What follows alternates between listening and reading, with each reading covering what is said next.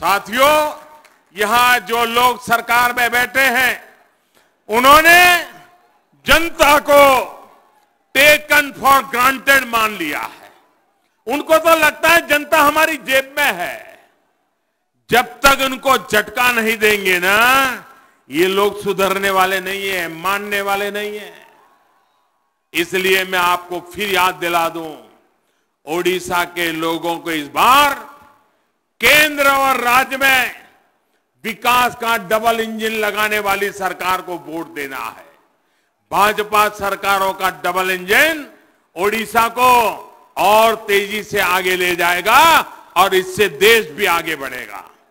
भगवान जगन्नाथ और आपका आशीर्वाद मुझ पर और मेरे साथियों पर बना रहे, इसी कामना के साथ मैं आप सबसे आग्रह करूंगा, मेरे साथ बोले जय जगन्नाथ।